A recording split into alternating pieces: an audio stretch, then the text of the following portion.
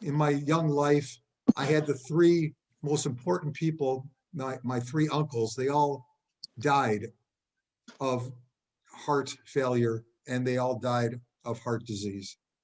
I saw my dad, who had a quadruple bypass in his 50s, cry for 4 days. And that was my memory as a young man. At 55, I could not take more than 7 steps without severe pain. And then I received 3 major miracles. The first one was I got into the Cleveland Clinic the day before I was going to go to Beaumont Hospital, my local hospital, at which I did all my tests up to a heart catheter. And my then cardiologist said, Paul, you're probably going to need a heart transplant or immediate bypass surgery, but let's do the heart catheter first. The next day I went to the Cleveland Clinic and they assigned me a doctor. And it could have been any one of their hundreds of doctors, but it was the one doctor whose mentor was Dr. Caldwell Esselstyn.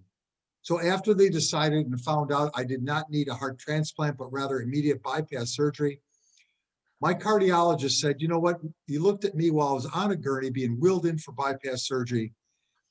During that time, I made an absolute promise that if the Lord would get me out of the situation, I would give back. So he looked at me and he said, would you consider nutrition? You know, almost 8 years ago, I did not know anything about nutrition, not a thing. I didn't even know my doctor until that day, and I had never heard of Dr. Caldwell Esselstyn.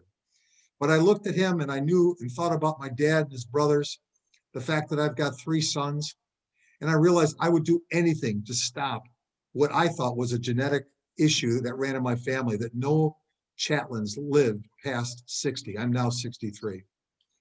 So all of a sudden, my doctor handed me a phone, and the gentleman who saved my life said, hi, this is Dr. Esselstyn. I think I could help you. Why don't you go on home? And I said, okay, I'll do it. And the next morning, we spent an hour and a half on the phone. I immediately read the book, his book. And the next day, I got rid of all my meat, dairy, and oil. And a miracle happened within about 10 days. My angina went away and I could walk again. And to let everybody know, it wasn't just that I had immediate bypass surgery needs at that time. I had an enlarged heart, leaky valves, scarsidosis of the heart. I was a real mess. But I stayed on to the whole food, plant-based, no oil diet. And I've now today, from a cholesterol number of 350 and a weight of 225 pounds, I'm proud to say, because of Dr. Esselstyn, I today weigh 170 pounds. My cholesterol number is 88. I have never felt better. So I want to, before I introduce Dr. Esselstyn, if everyone, I'll take a moment, everyone get a pencil and paper. I have a gift for everybody. And here we go. I'm going to show it to you. Everyone's on. This is what I eat at least once, sometimes twice a day. The bowl is huge. Look, it's bigger than my head. It's filled with beautiful kale, arugula, and spinach. I'll wait for everybody. So I start with kale, arugula, and spinach. You could also use Swiss chard, collards. Those are the 3 I enjoy. I've now made it amazingly better. I add red onions. I now put a whole bunch of red cabbage, and you can see it's kind of pretty. I'll even get closer. And then I used to just take a lime, squeeze it, put some pepper in it, massage it with my hands, and I thought, oh, this is great. And then one day, I created a tzatziki sauce. And I'm going to give everybody the recipe right now. I'm going to go really slow. Hopefully everyone's caught up to me. And here we go. I take a half cup of finely cut cucumbers. I take 3/4 of a cup of silken tofu. You could also use soy yogurt as a replacement. No replacement for cucumbers. I take a half a cup of lemon, 1 clove of garlic, 1 tablespoon of fresh dill, I'm gonna not use the fresh every time, but I'm gonna put a half a tablespoon of dill in, a pinch, you heard it, just a pinch of salt, and a quarter teaspoon of pepper. And then mix it up, add it to your lime, and have a wonderful meal. All right? So if anybody wants this, again, you could email me, paul@pbnsg.org. Oh, by the way, a good question. How much fresh dill? I have a tablespoon of fresh dill. Okay, now I'm going to do this for a moment. Let's see if we could, if this could help. Nah, maybe not. Okay, I'm a good handwriter. All right, so just to make sure, I'll go really quick, and then we start with Dr. Esselstyn. A half cup of cucumber, 3/4 cup of silken tofu, a half cup of lemon, 1 clove of garlic, 1 tablespoon of fresh dill, a little pinch of salt, and a quarter teaspoon of pepper. All right. Now, you know, I did not know that Dr. Esselstyn won the Best Doc Award in 1994, 1995. I always thought he's been the best doc for as long as he's been practicing. Ah, wow. Okay. Essie, on a personal note, thank you. Thank you for saving my life. Thank you. My way of giving back to you is PBNSG. But thank you, thank you, thank you. Now, I'm almost done because we all thank you. You're beautiful. Thank you. But I've scaled down your bio. You're gonna love this. You know, I read it, I reread it, and here's what you guys are gonna love this. First, he went to Yale. He was an Army surgeon, gold medal winner. He's married to an amazingly smart and beautiful lady for a very long time, and he listens to her as I listen to mine. We're smart men. He's got great kids, a lot of great grandchildren. He's well respected. He's loved by all. He's my hero, and he saves lives. Not too bad, Essie, not too bad.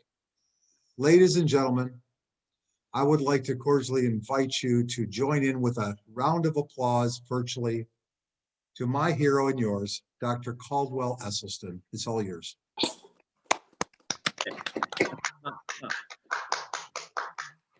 All right. Well, Paul, thank you so much for that introduction, and what an honor it is to be back again with PBNSG.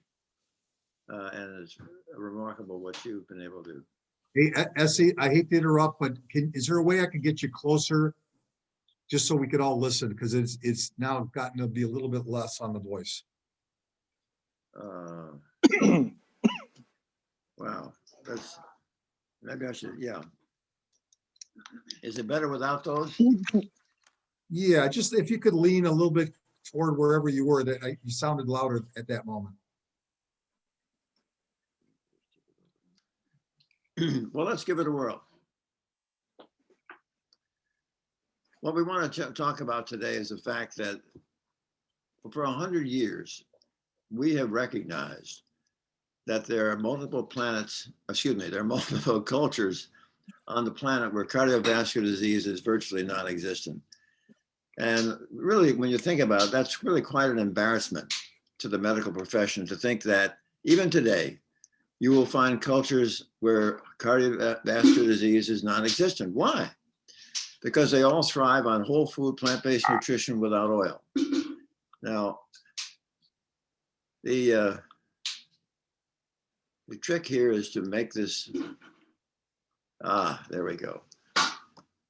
Okinawa, rural China, the Papua Highlands, Central Africa, the Tarahumara Indians, no heart disease. Why? They thrive on whole food, plant-based nutrition with a minimum of oil. Now, the oldest slide in my presentation is when I was returning from Vietnam after a year there as a combat surgeon. It reminds me to share with the audience that when we autopsy our young GIs in Korea, at an average age of 20 who had 80% of those combat casualties already had evidence of coronary artery disease you could see without a microscope. Not enough for their cardiac events yet, but it was interesting when that study was repeated 45 years later, this time looking at young women and men who had died of accidents, homicides, and suicides between the ages of 17 and 34. Now the disease is ubiquitous. You graduate from high school in this country, you get a diploma, and you also get a foundation for heart disease. Not a good plan. Not a surprise if we have this disease when we're in our late teenage years. No great surprise that by the time we're 40 and 50, we have this tsunami of cardiovascular disease. Now, here was a chance for us to get it absolutely right in World War II, when at that time, you recall the Axis powers of Germany were overrunning the Low Countries in Western Europe, of Holland and Belgium. And they occupied Denmark and Norway. Now, it was characteristic that the Germans would take away the livestock from these countries. Their cattle, their sheep, their goats, their pigs, their chickens, their turkeys were gone. Now, suddenly, these Western European nations were thriving on whole food, plant-based nutrition. And it was interesting that in 1951, reporting in England's leading medical journal, The Lancet, Dr. Strawman Jansen looked at the death rates in Norway from heart attack and stroke during this period. So let's do this. Let us start together on the left-hand side of this curve.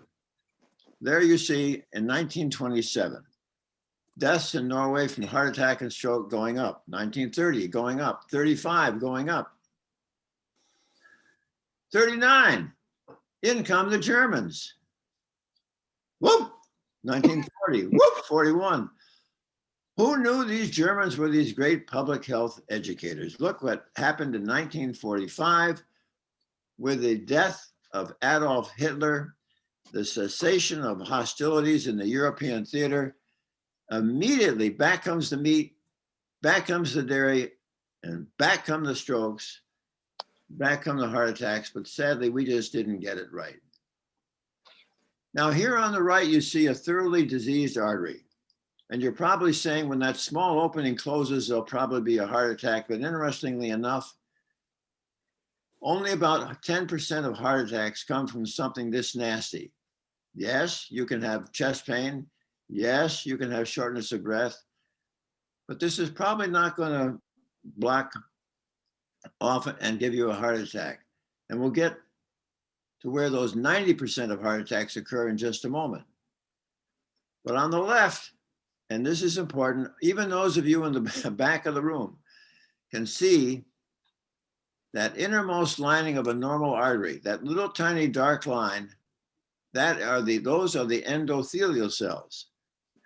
And they are quite magical because of a gas that they produce called nitric oxide that we're going to talk more about in a moment.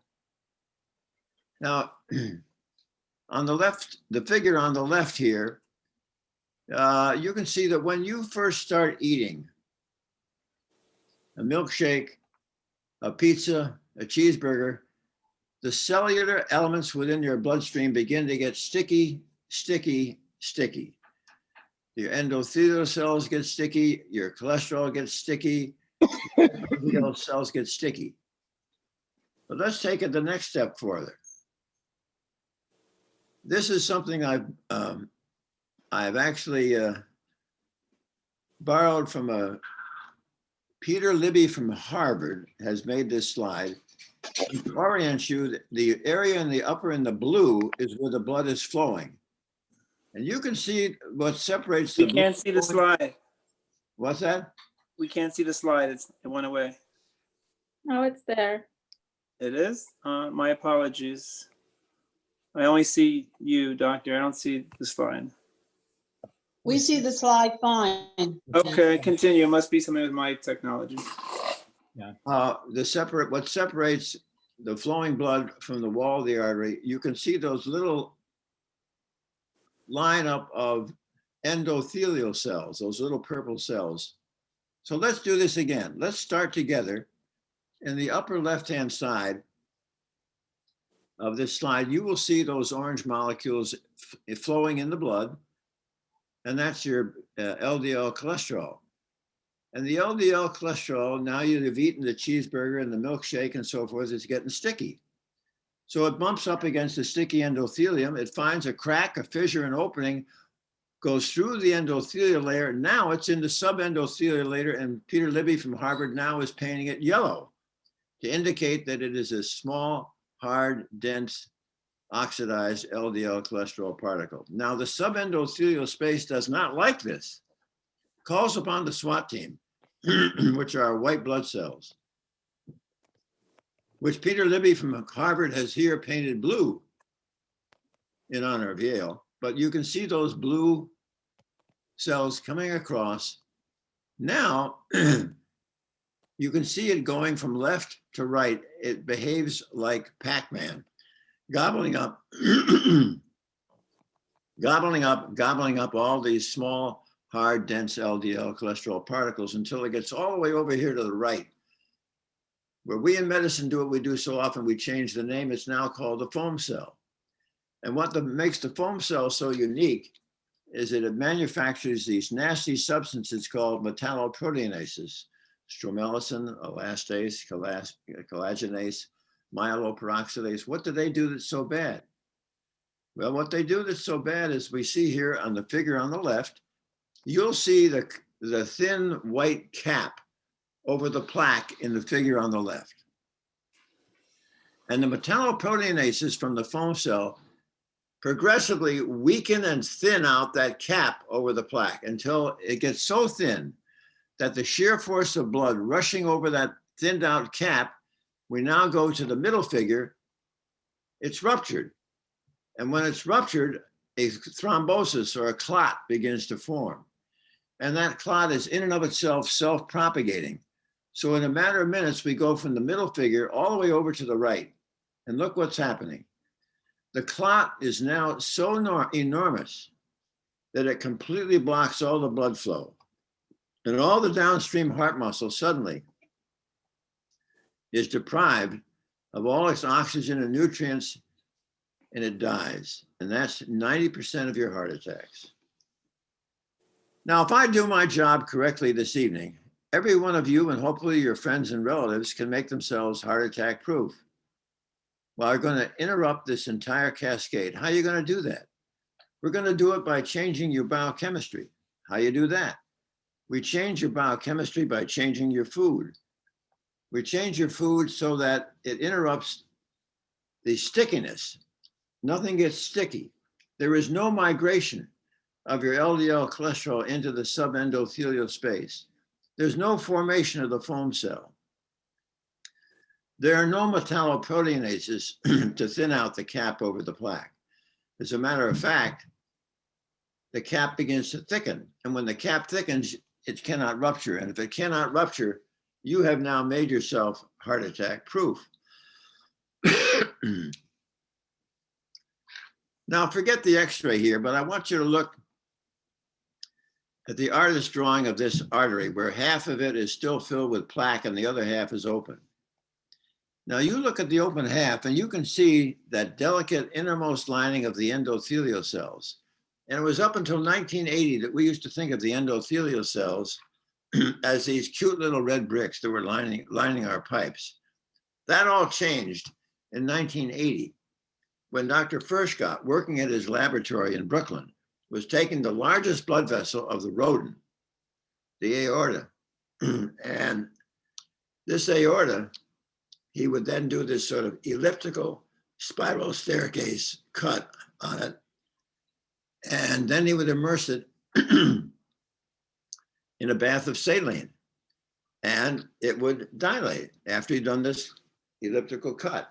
But one day he decided, no cut. Took this aorta, immersed it into the saline, and it dilated. It did it again with another one, it dilated. So now the race was on globally. What was the EDRF that Dr. Furchtgott had discovered? Endothelial-derived relaxation factor. And fortunately, that term was with us only 8 years. At the end of 8 years, Dr. Furchtgott, Dr. Luignaro, and Dr. Murad discovered that the EDRF was a gas, nitric oxide. And for that, they got the Nobel Prize in 1998. Why would this gas give you a Nobel Prize? Well, it's because of the functions of nitric oxide. For example,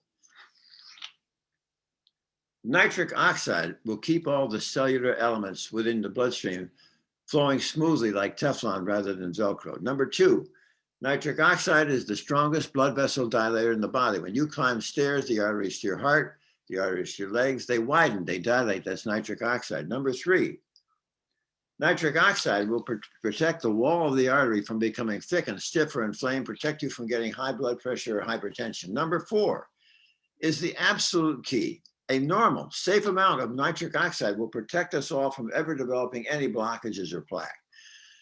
So literally, everybody on the planet Earth, whether they're from London, Berlin, Chicago, New York, or Detroit, if they have cardiovascular disease, it is because by now, in the previous decades, they have so sufficiently trashed, injured, compromised, and turned their endothelial system into an absolute train wreck that they no longer had enough nitric oxide to protect themselves from making these blockages or plaque. But the good news here is this: this is not a malignancy. And once you can get patients to understand that never, never, never, ever again are they to have passed through their lips a single morsel that is going to further injure this already train-wrecked endothelium, then what happens? The endothelial cells recover, make enough nitric oxide so you can stop disease progression, and we often see significant elements of disease reversal. Now, the next thing that was interesting is I can pretend that I'm looking at you in the eye as an audience, and you're all sort of saying to yourselves, golly gee whiz, I wonder what my nitric oxide level is. Well, we don't really have that available in the office to measure that, but what they do in the research setting is you take an ultrasound probe and place it over the brachial artery at the elbow, and you measure the diameter of the brachial artery. Then for 5 minutes, you encircle the upper arm with a blood pressure cuff, which you then elevate, which you then elevate above systolic blood pressure, so that for 5 minutes, you have absolutely zero blood flow to your forearm and hand. Then at the end of 5 minutes, you release the cuff and immediately take the ultrasound probe again and measure the new diameter of the brachial artery. In the normal person, it'll be 30% greater because of the outpouring of nitric oxide for the time that the tourniquet was on. Well, the next great thing that happened was when Dr. Robert Vogel, who was chairman of cardiology at the University of Maryland, took a group of healthy young subjects that he divided in half to a certain fast food restaurant characterized by those arches which are golden. And half of the group had cornflakes. They measured the brachial artery tourniquet test on that group, normal. The other half had the hash browns and sausage. Within 120 minutes, that meal had so injured the endothelial production of nitric oxide, they could not dilate the artery. But being young, by the late afternoon and early evening, they now began to recover. But you and I know that the next morning for breakfast, across America, it'll be what? Scrambled eggs and bacon. Lunchtime, white bread with mayonnaise and cold cuts. Supper time, it'll be a baked potato with sour cream, vegetables soaked in butter, and ranch dressing on a salad, ice cream for dessert. Here in the good old USA, starting as kids, we start tearing up and injuring our endothelial cells all day long. Not a good plan. All right, now here's just a summary of what we just talked about, the benefits and the functions of nitric oxide. Prevents stickiness, vasodilatation, avoids arterial thickening and prevents blockages. It prevents smooth muscle migration into the plaque, and it will destroy the foam cell. An absolutely magic molecule. So by now, you should have learned that anyone out there who has cardiovascular disease has their disease because they have destroyed their endothelial production of nitric oxide. All right, now, we only have time tonight to talk about the endothelial cell. However, those other three items that you see mentioned are all wonderful defense mechanisms, and rest assured that every single one of those is restored and enhanced when you're eating whole food plant-based nutrition. So let's go over to where the rubber meets the road. I want to share with you a couple of studies. This first one I did back in the 1980s. We started with 23 men and 1 woman. We had nothing against the women. That was just the way the patients came. And the whole key here was to see if I could get them to stop eating any of the foods that were going to injure their endothelial cells. So what are the foods that injure endothelial cells? Not a drop of oil. Olive oil, corn oil, soybean oil, safflower oil, sunflower oil, coconut oil, palm oil, oil in a cracker, oil in a piece of bread, oil in a salad dressing. And nothing that is animal protein, no meat, fish, chicken, fowl, turkey, or eggs. And avoiding dairy, milk, cream, butter, cheese, ice cream, and yogurt. And also should be up here, sugar. We want to be sure to omit. And I don't like coffee with caffeine, which injures endothelial cells. Now, if you're shocked by what I just said about oil, here is one of the classic scientific articles. Olive, soybean, and palm oil intake have a similar acute detrimental effect over the endothelial cell function in healthy young subjects. Now, this is out of our own institution, the work of Stan Hazen, who looked at omnivores who eat all these animal foods you see here. And he was particularly interested in the molecules of lecithin and carnitine, which are contained in these animal foods you see listed here. And it appears that persons who are omnivores, who are eating all these animal products, contain in their gut bacteria in their microbiome that is capable of converting lecithin and carnitine to TMA, trimethylamine, which is rapidly oxidized in your liver to trimethylamine oxide. And trimethylamine oxide will injure your blood vessels. Here is the schematic. Lecithin and carnitine altered by your gut bacteria to TMAO, which injures your blood vessels. Now I'm going to take one slide break from cardiovascular disease because I felt that this is so important. This was in October of 2015, which to me is a very memorable month. The World Health Organizations, think about it. Persons from all these disparate nations throughout the planet got together and were able to agree that the level of carcinogenicity in red meat is equal to that of smoking cigarettes. Pretty powerful.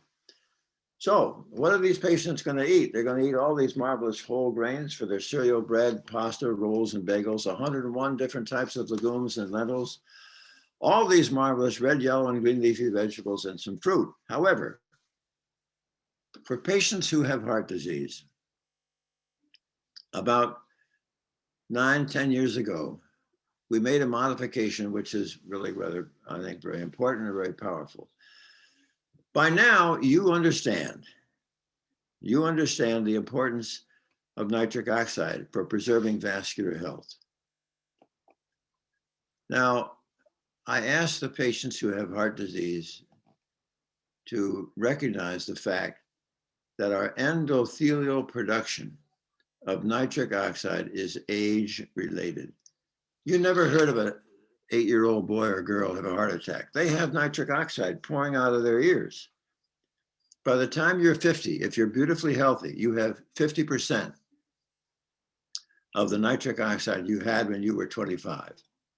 When you're over 80, you've lost over 70% of the endothelial production of nitric oxide.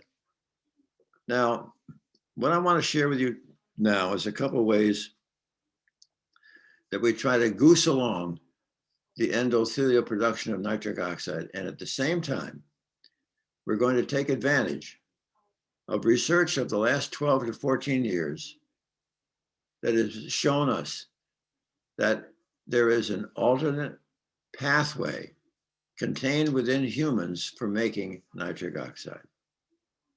So I'll take somebody who has heart disease and ask them to imagine shrinking their head to a size they could crawl inside the artery to their heart and see the blockage. It is an absolute cauldron of oxidative inflammation, so we need antioxidants. But no, do not go down to the health food store and get a jug of pills that says antioxidant, because it doesn't work and it's going to be harmful. I need you to get your antioxidants from food. Fair enough. What food? Food that is high in what we call ORAC value, O-R-A-C, oxygen radical absorptive capacity. So this means that if you're having raspberries, blueberries, strawberries, and blackberries on your morning oat cereal, that's a terrific start. However, nothing can trump the antioxidant value of green leafy vegetables. So I need you to chew, not smoothies, not juicing. I need you to chew 6 times a day a green leafy vegetable that is roughly the size of half of your fist after it has first been boiled in water 5.5 to 6 minutes or steamed till it's nice and tender. And then you must anoint it with either rice or balsamic vinegar. Why? Because research has shown us that the acetic acid from those vinegars will help to restore the nitric oxide synthase enzyme contained within the endothelial cell that is responsible for making nitric oxide. Now, so you're going to chew this alongside your breakfast cereal, again, as a mid-morning snack, again with your lunch and sandwich. That's 3, mid-afternoon, 4, dinner time, 5. And of course, I adore it when you have that evening snack of kale. That's number 6. What are you doing? The second benefit from chewing the greens is it restores, once again, your bone marrow capacity to make the endothelial progenitor cell. What do the endothelial progenitor cells do? They replace our senescent, injured, worn out endothelial cells. Now, number 3, the third benefit from chewing the greens, and this is the most important of all. When you are chewing a green vegetable, you are chewing a green nitrate.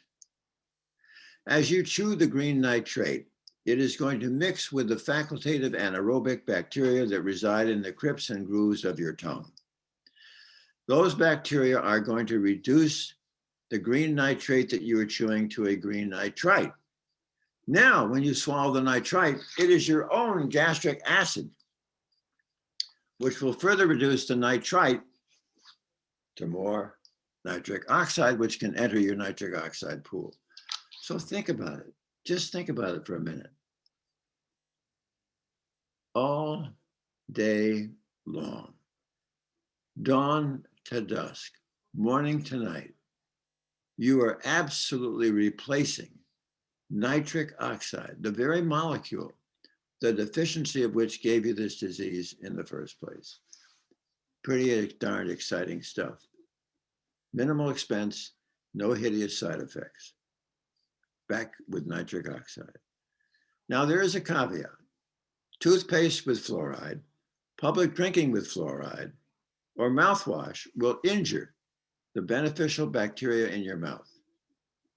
And we'd like you to avoid antacids, because antacids will reduce your gastric acidity and you will not be able to reduce the nitrite to more nitric oxide. Now, what are the vegetables I'm talking about? They are bok choy, Swiss chard, kale, collards, collard green, beet greens, mustard green, turnip greens, Napa cabbage, Brussels sprouts, broccoli, cauliflower, cilantro, parsley, spinach, and arugula and asparagus. And the top 5 are kale, Swiss chard, spinach, arugula, beet greens, and beets. With apologies, no oil, with apologies to Leonardo da Vinci. All right. How about a few angiograms of disease reversal? This is what so many doctors say you can't have happen. That is just absolute, total, utter nonsense. We have shown this time after time after time. You're looking at as small an improvement as the naked eye can see in a 67-year-old retired pediatrician. This is a left anterior descending artery that is called the widowmaker. And the improvement from the left arrow to the right arrow was described as 10%. A little easier to see in this next one, a 58-year-old factory worker looking at the circumflex artery to the back of the heart. This improvement from the left arrow to the right arrow was described as 20%. And finally, this is a 54-year-old retired security guard. The right coronary artery from the left arrow to the right arrow was described as a 30% improvement. Now, this is kind of fun. This is a colleague of mine in surgery, Dr. Joe Crow. He's in the first chapter of my book. Joe, at age 44 in 1996, began getting chest pain. Cholesterol was 156. No strong family history. He was not diabetic. He was not hypertensive. He exercised regularly. And but he had this chest pain. So in October of 1996, cardiology worked him up and could find nothing. A month later, he finished his surgical schedule, sat down to write postoperative orders when suddenly the elephant was sitting on his chest, pain in his left jaw, shoulder, and arm. He was having a heart attack. He was whipped down to the cath lab. They start the catheterization. He has a cardiac arrest, resuscitate, finish the catheterization, one more cardiac arrest, sent up to the floors, stabilized, and was able to be discharged actually 4 days later, but he was really quite depressed.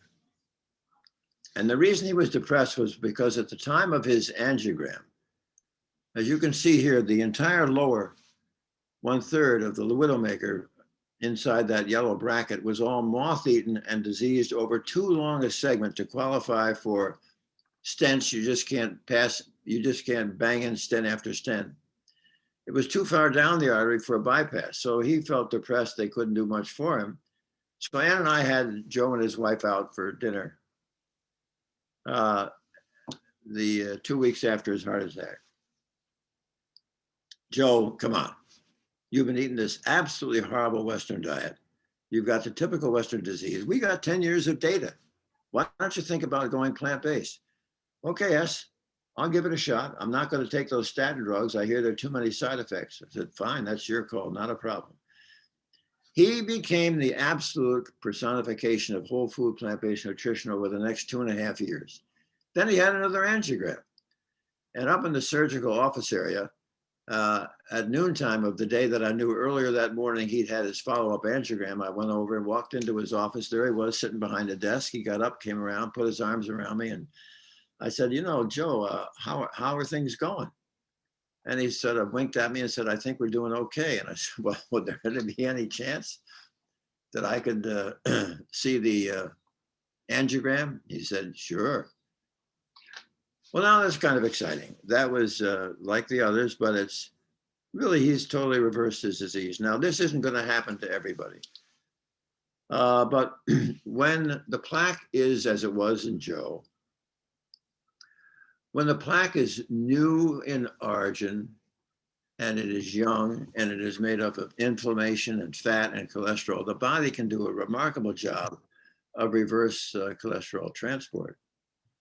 But when people get to be older and the plaque is old and it's been there for decades and it's made up of scar and fibrosis and calcification, probably not going to go away, but it's going to be my job tonight to show you how even those patients can get back to full activity of daily living without restriction. Pretty exciting. Now this is another story that I've added just in the last month or two. This was a patient who in July 14th of 2017 had a heart attack. He's from Florida. And at the time of the heart attack, you can see where the arrow is pointing to an area on his the circumflex artery that was described as 80% blocked. Well, he had other blockages which suggested to his cardiologist that this man should have surgical bypass. But the man said, no, wait a minute. I read a book called Prevent and Reverse Heart Disease, and I don't think I'm gonna do this. I'm gonna have a chance at this diet. And the cardiologist said, that never works. So he stuck with it, and he agreed to another angiogram a year later. So in July of 2018, he had another angiogram. And now the blockage that was 80% was described as 40%. All right. Well, so then he changed cardiologists, and he continued to stick with the diet. And 18 months later, this time in January of 2020,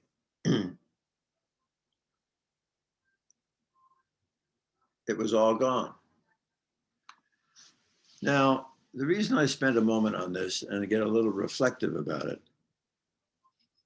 this man never had a doctor supporting him in this method that he chose to treat his disease. He was treating the causation of his illness.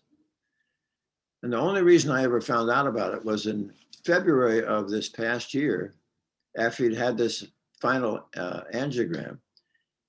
He wrote and thanked me for writing the book, Prevent and Reverse Heart Disease, that he followed that gave him this result. And he also sent along the angiograms, which with his permission, I share with you tonight. But this particular patient is such a crowning example of really why it is that before you begin getting these great adventuresome interventions with stents and bypass, give the patient the information of how powerful this option of whole food plant-based nutrition can be. So going back to that the first study of those 18 patients, I wanted to know in the 8 years prior to coming into our study, while they were in the hands of expert cardiologists, I wanted to know how many coronary events of progressive disease there were. And there were 49 spread out in these 18 patients in the 8 years prior to coming to our study, as you see here listed on the board. Now, it's interesting, once those patients came into our program, for the next 12 years, 17 of those 18 had no further events. There was one little sheep who wandered from the flock, got into the glazed donuts and lamb chops, more pain, had a bypass, but now is back with the flock, but proves the point that I'm sharing with you tonight. So when people do this and do it correctly, you can vanquish this disease. Now, not everybody was particularly excited about our research. They said, Dr. Esselstyn, your diet is severe, strict, and so forth. And I love that when I get that question, because what diet could be more severe, strict, or draconian than the one that 98% of Americans are eating today that guarantees that they're going to perish from some chronic illness? So anyway, they said, what makes you think you could ever repeat that study in a larger group and get similar results? So we did, this time with 200 patients. And some physicians have tried this, and they say that, gee, you know, I don't know how you get that 90% adherence. I can't get patients to follow this well. The key, we had actually in 89.3, almost 90% adherence in that group of 200 patients to follow. And if you're going to get patients to make this kind of significant lifestyle change, it seems to me you must show the patient respect. And the only way I know to give a patient respect is to give them my time. So in our present format, once a month, I conduct a single day, 5.5 to 6 hour seminar. And in that seminar, patients are going to learn all about how they created their disease and precisely how we are going to empower them as the locus of control to halt and reverse their disease. Now, in addition, since I'm a little old-fashioned, I personally insist upon calling every one of the patients. Usually there are no more than 18 or 20 per session. I have to call every one of those patients myself beforehand because I want to get my arms around their story and at the same time enable them to ask questions of me so that coming to the seminar, we have a strong platform from which we can all move forward. Now, how do they do? Well, in the patients that were adherent, there was one patient who, while he was visiting China, completely misbehaved, ate off the economy. He had a tendency to have high blood pressure, and he had a small cerebellar stroke from which he recovered. The other 21 patients who were non-adherent, 62% had progression of their disease in that close to 4-year follow-up. I wanted to compare, therefore, our results with some of the better known cardiovascular studies that are out there today. And let's start together on the box on the far right, which is the Mediterranean diet, the Lyon diet heart study. And at the end of 4 years, 25% of that group had either died, had a heart attack or a stroke. The middle box there, the natural history of coronary disease from New York City's Columbia Presbyterian Hospital, over 20% heart attack, stroke, and death at 4 years. And then in the middle of the left box, Bill Bowden's Courage study, 19%. So now go to the far left and you see TTC, treating the cause. That's our treatment. One patient had a progressive one. I mentioned that stroke to you.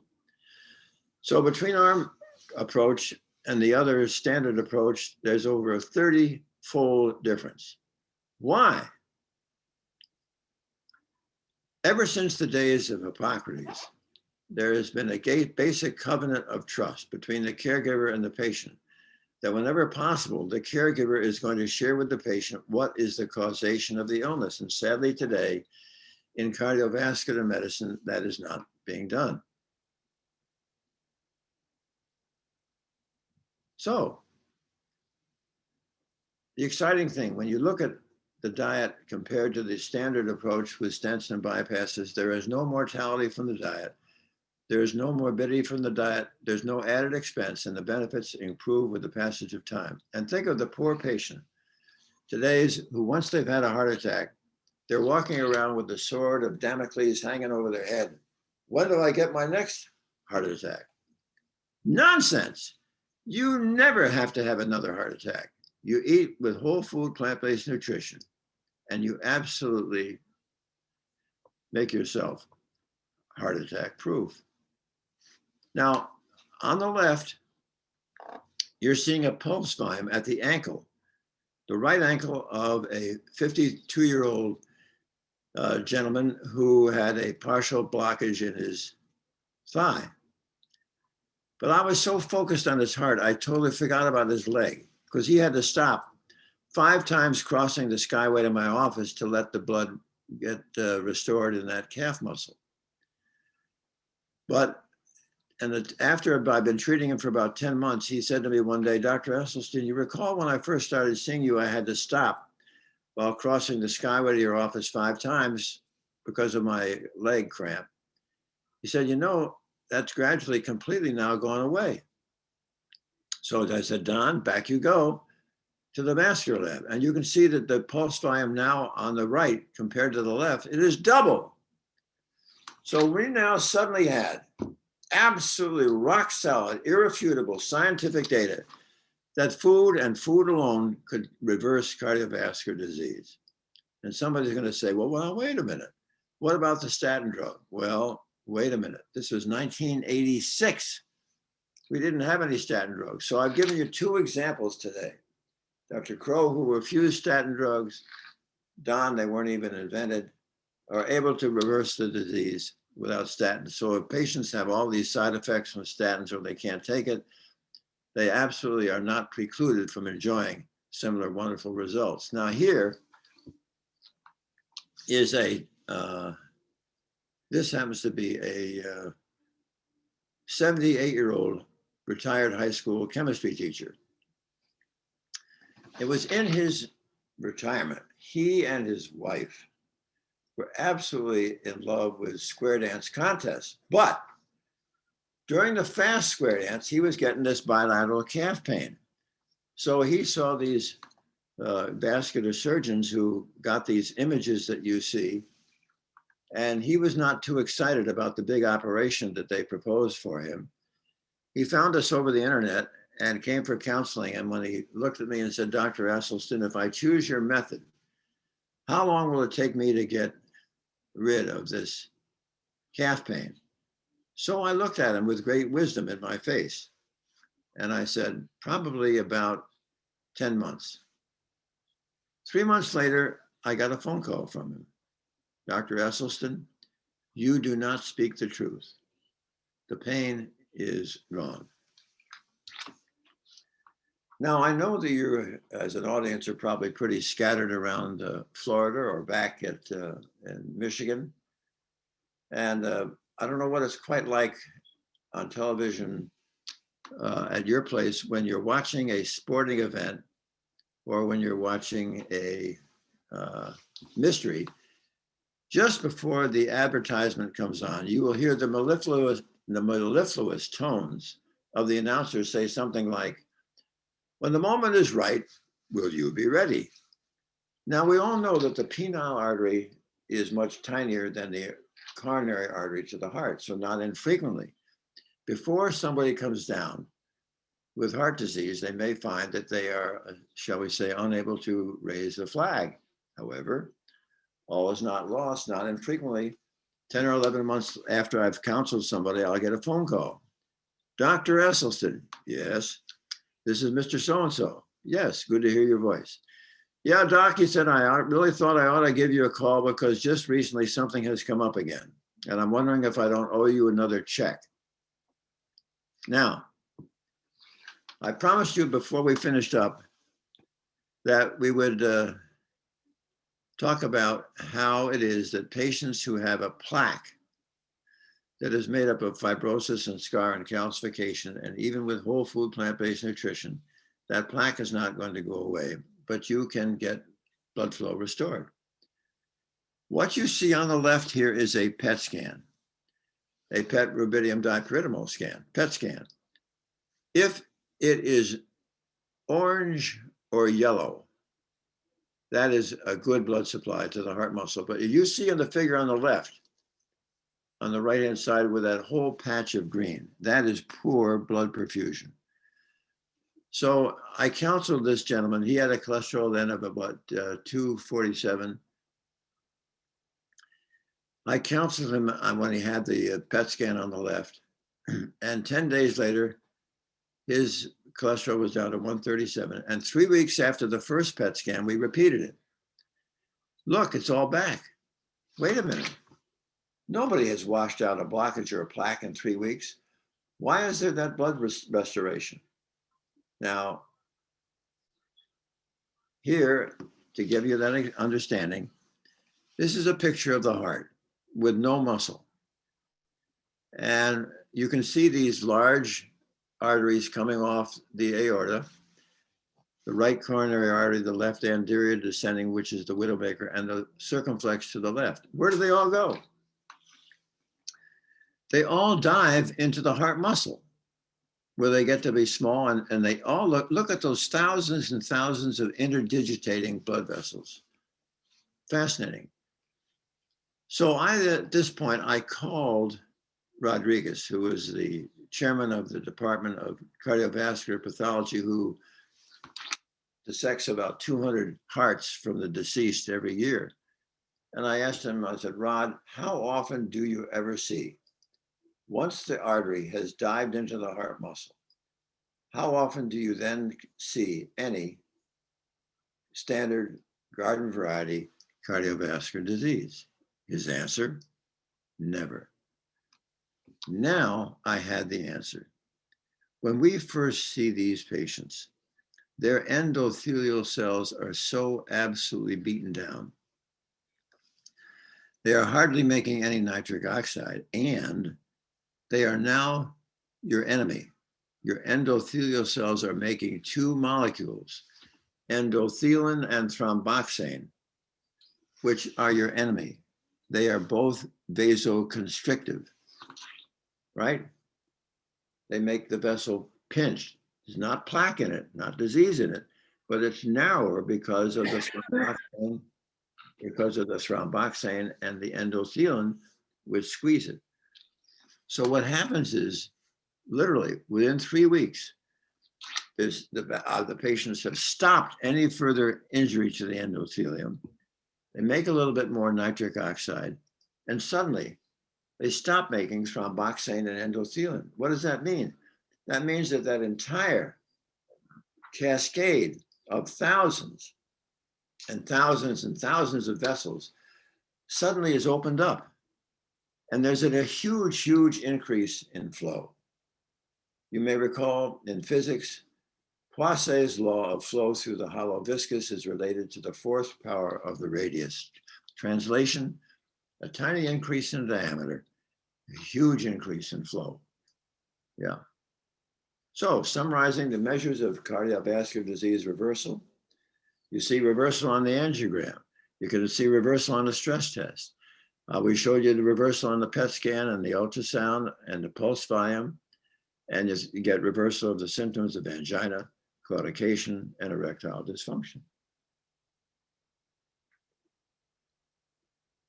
I always like to finish up with, I'd like to show you the A building, the cryo building on the campus, where for many years on the 8th floor, I worked as a surgeon, but I like to show you this because some of you guys who are from Detroit forget how lovely the trees are in Cleveland in February. So, and here we go. I missed it. But now that I've retired from surgery and I work at the Wellness Institute, the budget is more modest, but the morale is quite high. And one thing I've really learned in the last 56 years from leaving medical school, perhaps nothing is as important as brains, but nothing can really equal persistence, persistence, persistence. Best exemplified by this young damsel in Life magazine in 1939, trying to learn how to do the splits. And sure enough, it was Paul Chatlin, who the other day in Detroit, or was it Florida, Paul, where you spotted her and she had got it right. So at this point, I want to say what an honor it is to share my thoughts and strategies with you guys again. And at the same time, I would look forward to answering your questions as best I can. Paul, I'm going to take it over to you. I'll see if I can hear you. Yeah, first of all, everybody, let's just unmute for a quick sec. I'll trust everyone will mute right back, and everybody, amazing. Just amazing. Keep trying back. Yeah. Wow. Thank you. All right, let's because we want to make Thank sure you we for the answer. reminder. I want to answer as many questions as possible. Marion's going to take it over from here. Just FYI, before Marion starts, I think going forward, please email us at connect@pbnsg.org as we continue our speaker series and culinary series. Questions that you might have, because we get so many questions, we may not be able to answer every one of them, but we're going to first start with the email questions first, and then some of the chat questions. And then if Dr. Esselstyn will give us a few more minutes, we'll try and get some open discussion or open questions. But if we don't, I would encourage everybody or anybody to email connect@pbnsg.org, ask a question, and we will get the answer back to you. All right, Marion, you got it from here. And I was also going to say, if somebody's question does not get answered tonight, you can also submit that on our website at pbnsg.org, and then click on the outreach tab at the top, and then click on ask our doctor. And that will go to our chairman of the board or medical director. So I'm going to read some of our questions that were emailed in. We have quite a few, so hopefully we'll get through all of them, but if not, we'll submit those online. So the first one comes from Jeffrey W. He asks, is it true or false that the right diets and plant-based meds can reduce calcium buildup and improve arterial disease in your mid-50s? That's a good question. What often is done as cardiologists evaluate a patient, they'll get a CT scan of the chest looking for calcium in the arteries to the heart. And something I learned actually quite a few years ago from Dr. William Castelli, who for 30 years was the director of the world famous Framingham Heart Study outside of Boston. And what Castelli taught me was, he said, when you get a calcium score, you get two essential bits of information. One, you see that the patient does have coronary artery disease, which is where the calcium is in the calcified plaque. But he said it also shows you that the patient, and you don't see this, has non-calcified plaque, which are inflamed, and those are the ones that can rupture and cause a heart attack. But he said, let's take the example of somebody who comes to you and they get a calcium score and it's 400, but they absolutely get it right. And over the next year, they're totally committed to whole food, plant-based nutrition. And then they get another calcium score a year later, and it's no longer 400, it is now 550. Now, and the Castelli went on to say, and the patient is much, much healthier, even though the calcium score goes up in that setting. Why? Because he said, since whole food plant-based nutrition is so anti-inflammatory, during that year, as those previously non-calcified and inflamed plaque are losing their inflammation, the body will deposit some calcium in those previously non-calcified plaque, as if to try to quell and hasten along the loss of inflammation. And there are many cardiologists that don't know this. So often we'll have patients go through our program. Everything is great. They're reversing their disease, but their calcium score will go up. And the unknowing cardiologist may frighten them under that setting, which is incorrect. I'm not sure that answers that question, but as far as once the calcium is in there, it's very rare to ever have it go away. It's like a tattoo, but it's all right because often these are in the periphery of the wall of the artery. They're not going to interfere with the flow, and I wouldn't get too worried about it, especially in a patient who is otherwise doing quite well. Okay, thank you. And another one, there was another question similar to that, so I'll pass that. This one is from Larry S. He said he's eaten whole foods, plant-based for 7 years. He ended his diabetes and high cholesterol, but his blood pressure is still ranging from 110/60 to 170/60. So he drinks hibiscus tea, eats flaxseed, and does 10 minutes of slow breathing, but he still gets volatile blood pressure. It's low with exercise, but high otherwise. Do you have any suggestions for that? Well, it's interesting that you can't have a blood pressure which is 110/70, which is so nice and normal, if your arteries are stiff and diseased. All right. So he obviously has got some, and if one of the things that I have suggested to some situations like this, just as we look for an abnormal heart rhythm with a thing called a Holter monitor, a patient will wear, looks like wearing an EKG for 2 or 3 days, and then you look at the strip and see where the abnormality of the rhythm is. You can do the same thing with a blood pressure. You can wear it for maybe 24 to 48 hours, and it'd be interesting to see truly what the pattern is, rather than just the isolated instance when you take it. Maybe you'll find that the majority of the time his blood pressure is in a very favorable range, And all of us will have our blood pressure spike from time to time. And if it's just one of those occasional instances, I wouldn't think that would be a problem. The other thing, of course, is to be sure that his weight is absolutely in the ideal range, because carrying a lot of extra fat results in inflammation, which can contribute to hypertension as well. And the final thing, if it's really, really stubborn, always high, you can always get a 24-hour urine test for hyperaldosterone, which may be in many ways between 11 or 20%. Okay, thank you.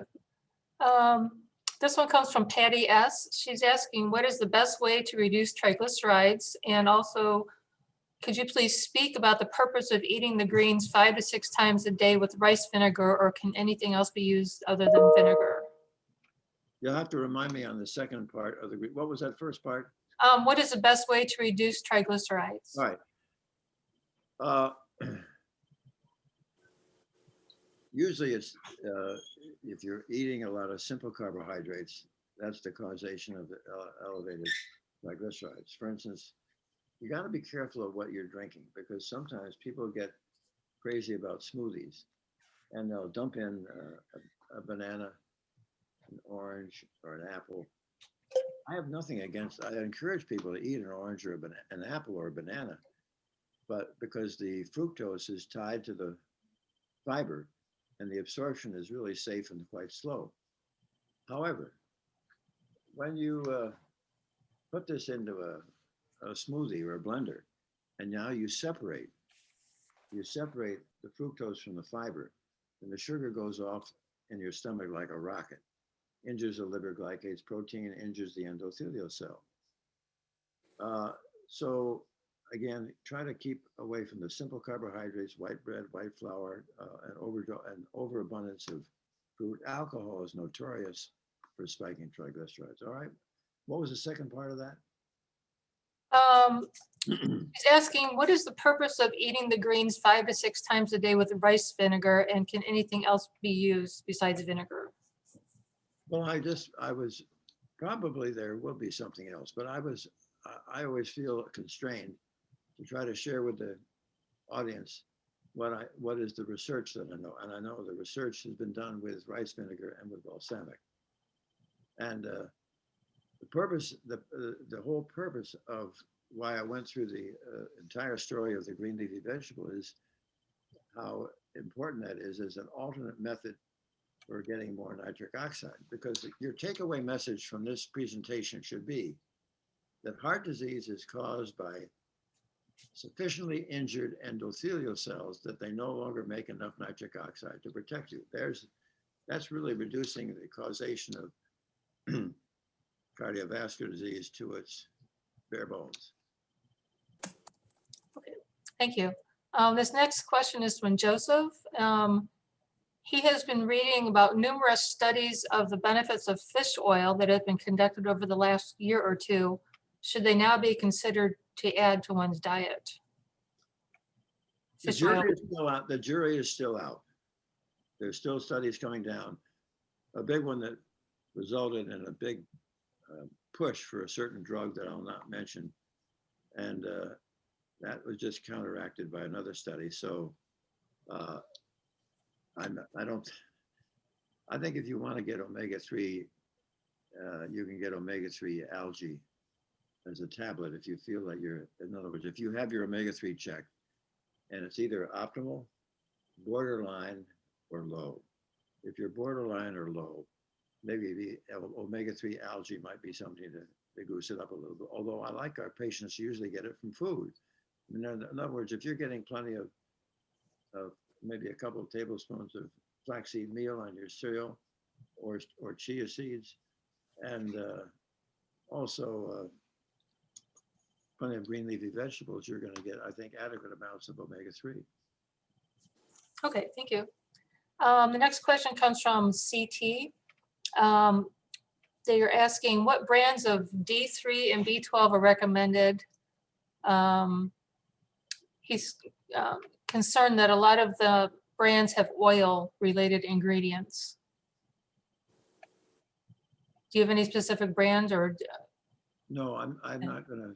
I'm not going to get pinned down as to one Okay. particular brand over another. I don't think that would be a wise thing. Okay, and part of his question is also, his primary physician has asked him to start, The best thing for vitamin D, of course, is sunlight. except, Little tough to do in Detroit. yeah, except we haven't had much sun lately here. Yeah. Yeah. He's asking, his primary physician has advised him to start a statin, Mm. but he is trying to reverse it with diet and has been trying to stick to it. Do you think, he's wondering if he should still start a statin? Voy a pensar.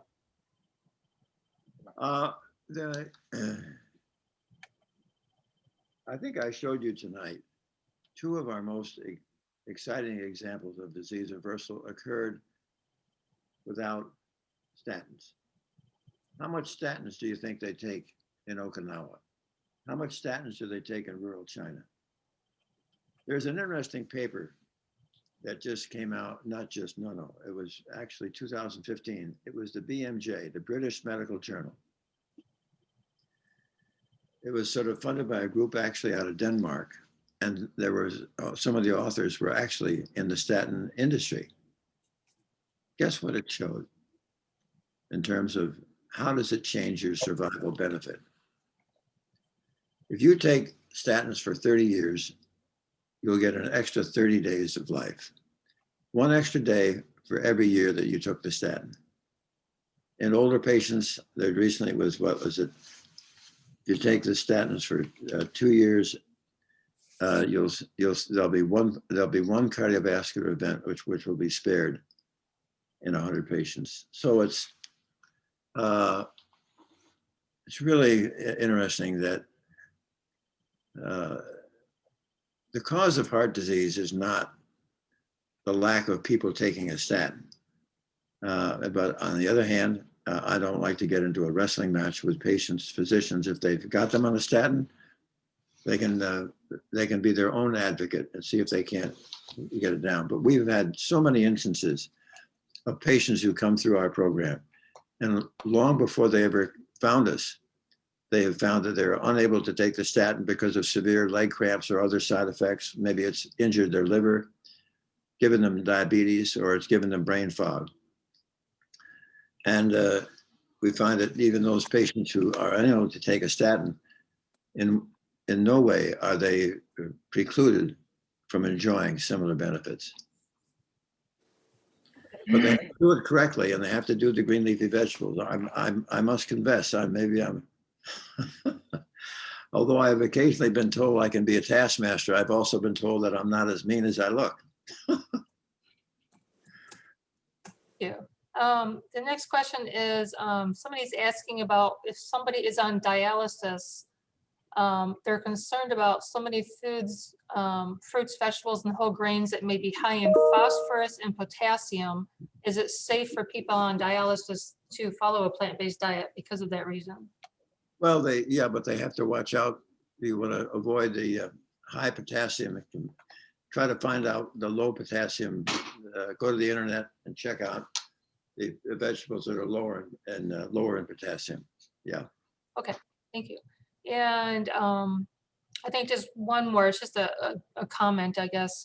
Do you take any consultations or new clients, or do they have to join a program, or can people contact you? Well, of course, people can contact me through my secretary, and if they want us to help them further, what we do is we ask them to attend our intensive counseling seminar, 5.5 hours. You see what's so exciting about that? I doubt that you'll find that there are many physicians who will spend upwards of 5.5 hours on a patient visit. And the whole point of this, with the books that we give them, and also a notebook that we give them on every PowerPoint slide that I use, several of our scientific articles, a wonderful woman with 34 years experience acquiring and preparing plant-based foods, dealing with reading, ingredients, travel, and restaurant. Suddenly they get encapsulated all that they can possibly want in terms of knowledge about how they eat, so that when they do go back home and they can feel comfortable with their family physician. I never like to get involved with their medications, because can you imagine the chaos it would be if I was trying to run medication on several thousand people? That'd be insane. And this way, working together synergistically in the spirit of cooperative endeavor with their physician, I have yet to receive over the last 34 years a single letter or email from a physician saying, Dr. Esselstyn, how dare you teach my patient the healthiest diet on the planet?